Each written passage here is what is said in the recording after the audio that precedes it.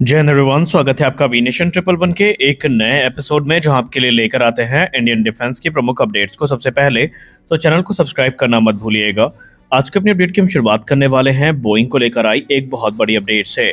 दोस्तों, finally America के 6th generation fighter aircraft programme से पर्दा उठ चुका है और वो प्रोग्राम जिसको लेकर ये माना जा रहा था कि वो ठंडे बस्ते में जा चुका है, दरअसल हम लोगों की सोच बिल्कुल भी गलत थी, क्योंकि अमेरिकी प्रेसिडेंट डोनाल्ड ट्रंप ने आज एक शॉकिंग अनाउंसमेंट करी है, जहां पर उन्होंने मीडिया को संबोधित करते हुए ये कहा है कि जो अमेरिका का next generation air dominance program है, ये न सिर्फ पूरी रफ्तार के साथ आगे बढ़ रहा है, बल्कि अमेरिका उसको रिकॉर्ड समय में डिप्लॉय करने का प्रयास भी कर रहा है। और इसके लिए बाकायदा बोइंग ने जो कॉन्ट्रैक्ट है उसको जीत लिया है और अमेरिका का जो 6th जनरेशन फाइटर एयरक्राफ्ट है उसको F-47 नाम दिया गया है। यानी F-35 लाइटनिंग 2 का जो सक्सेसर होने वाला है वो F-47 होने वाला है। और इस समय जो इंजीनियरिंग और मैन्युफैक्चरिंग डेवलपमेंट है वो चल रहा है और इस पूरे कॉन्ट्रैक्ट की लागत तकरीबन $20 बिलियन होने वाली है। और सबसे शॉकिंग न्यूज़ तो ये है कि जो टेक्नोलॉजी डेमोन्स्ट्रेटर है next generation air dominance fighter का, वो पिछले 5 वर्षों से लगातार उड़ान भर रहा है और उससे जो जरूरी डेटा है 6th जनरेशन फाइटर क्राफ्ट के लिए वो प्राप्त किए गए हैं। यानी अमेरिका का प्लान तो यही है कि आने वाले दशक में F-22 रैप्टर और F-35 जैसे एयरक्राफ्ट्स को डिकमीशन करके जो 6th जनरेशन फाइटर एयरक्राफ्ट हैं उनको सर्विस में लाना। और उसके बाद से अब दुनिया भर में 6th जनरेशन फाइटर एयरक्राफ्ट को लेकर के जो डिबेट्स हैं वो काफ़ी ज़्यादा ट्रिगर हुई हैं। और चाइना इस समय प्रोग्राम में जो कि अपने उड़ान भर चुका है 6th जनरेशन फाइटर एयरक्राफ्ट की, और रशिया काम कर रहा है, तो बोइंग भी अब इसमें अपने नए फाइटर एयरक्राफ्ट के साथ सामने आया है। हालांकि अभी इसको लेकर जो टेक्निकल स्पेसिफिकेशंस है वो आनी बाकी हैं, लेकिन माना जा रहा है कि अमेरिका इस प्रोग्राम पर काम कर रहा है, तो जाहिर सी बात है कि ये अमेरिका का one of the most powerful fighter aircraft होने वाला है। और हम सबको इंतजार रहेगा जो 6th जनरेशन फाइटर एयरक्राफ्ट है इसके पहले उड़ान की। हमारी अगली बड़ी अपडेट भी अमेरिका को लेकर आ रही है। दोस्तों, अमेरिका एक तरफ जहां अपने एयरक्राफ्ट प्रोग्राम को लेकर बड़ी अनाउंसमेंट कर चुका है, तो भारत के परिप्रेक्ष्य से भी रिपोर्ट्स काफ़ी महत्वपूर्ण हैं, क्योंकि मीडिया रिपोर्ट्स की बात माने तो आने वाले कुछ हफ्तों और महीनों में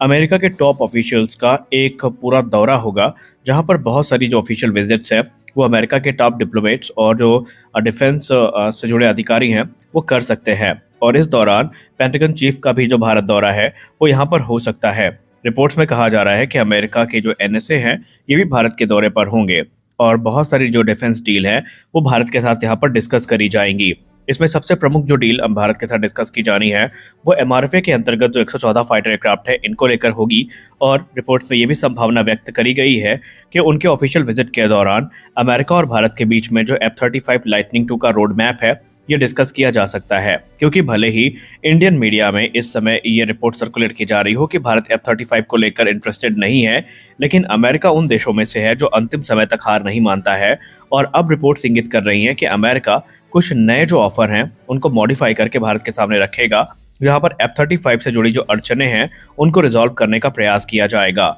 जैसे कि अमेरिका ने भारतीय मीडिया में जब कुल से कंट्रोवर्सी शुरू हुई तो उसके बाद क्लैरिफिकेशन भी दिया था कि ऐसी कोई भी बटन F-35 में नहीं है जिसके चलते रिमोटली इनको डिसेबल किया जा सके। और रही बात इंडियन स्पेसिफिक इन्हेंसमेंट्स की, तो इसको लेकर अमेरिका ने इंडिकेशन जो दिए हैं वो ये है कि भारत के साथ उन सारे पहलुओं पर चर्चा होगी जिसके अंतर्गत F-35 को इफेक्टिव वे में भारतीय वायुसेना यूज कर सके। हालांकि भारतीय वायुसेना प्रमुख की बात करें तो उन्होंने अभी कोई भी स्टेटमेंट इसको लेकर नहीं दी है और ना ही उन्होंने कहा है कि भारतीय वायुसेना ने अभी इसको लेकर कोई टिप्पणी करना उचित समझा है। हालांकि अगर हम सैन्य विशेषज्ञों की बात करें तो उनका मानना है कि F-35 निसंदेह एक कैपेबल फाइटर है, लेकिन अमेरिकी इकोसिस्टम भारत में नहीं है और भारत ने कभी भी अमेरिकी फाइटर जेट्स को ऑपरेट नहीं किया है, इसलिए भारत को सोच समझ के डिसीजन लेना चाहिए। चलिए, कम से कम देर से ही सही, पर फाइनली जनरल इलेक्ट्रिक की तरफ से एक बड़ी रिपोर्ट निकल के सामने आ रही है। हमने कल के डिफेंस न्यूज के वीडियो में आपसे बताया था कि संभावनाएं प्रबल हैं कि जनरल इलेक्ट्रिक की तरफ से अप्रैल में जो पहला F-404 इंजन है वो डिलीवर किया जा सकता है।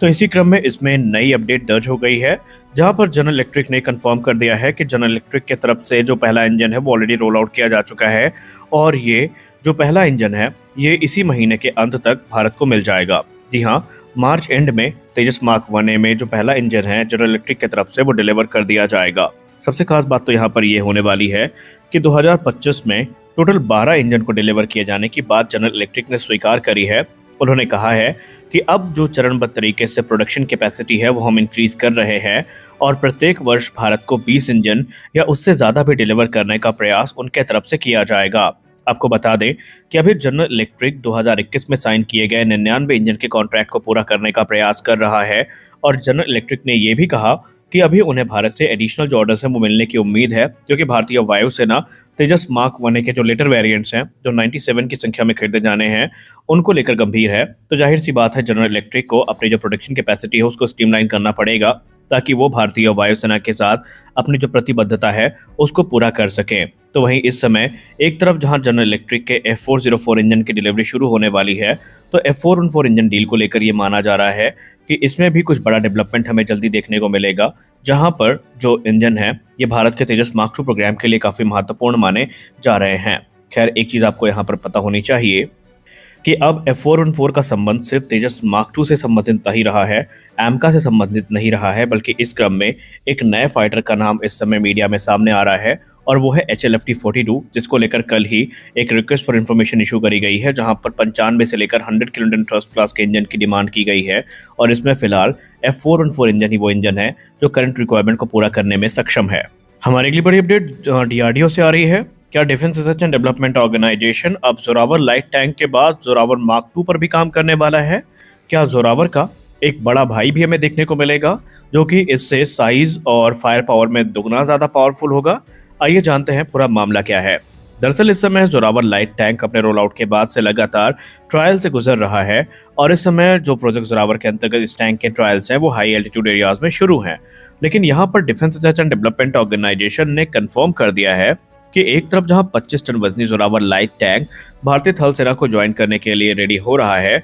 तो इस समय जो DRDO है वो इसकी स्केलेबिलिटी को भी माइंड पर रखे हुए है और उन्होंने कहा कि अगर भारतीय थल सेना ज्यादा फायर पावर और अपग्रेड की डिमांड करती है इस लाइट टैंक में आने वाले भविष्य में, तो इस पर आधारित एक 32 टन वजनी जो टैंक है वो भी DRDO के द्वारा विकसित किया जा सकता है, जो कि इसी डिजाइन फिलॉसफी पर आधारित होगा। उन्होंने कहा ये जो फ्लेक्सिबिलिटी है ये DRDO की फॉरवर्ड थिंकिंग अप्रोच को प्रदर्शित करती है, जिसके अंतर्गत आने वाले भविष्य की नीड्स को पूरा किया जा सकेगा। जोरावर को इस समय लार्सन एंड टुब्रो के द्वारा साथ कोलैबोरेशन में विकसित किया गया है और इसको रोल आउट करने के बाद से लगातार इसको ट्रायल में उतारा जा रहा है। दरअसल इन टैंक्स की जरूरत हमें तब पड़ी थी जब चीन के साथ हमारा गतिरोध चरम पर था और चाइना ने अपने लाइट टैंक्स को डिप्लॉय किया था, तो भारत ने भी उनके जवाब में जो ये टैंक प्रोजेक्ट है उसकी शुरुआत करी थी और एक रिकॉर्ड समय में टैंक बनके तैयार हो चुका है। जोरावर लाइट टैंक की बात करें तो इस समय ये 105 mm की टर्रेट गन से इक्विप्ड है जो कि जॉन कॉकरेल के द्वारा बनाई जाती है। वही अगर जोरावर के हम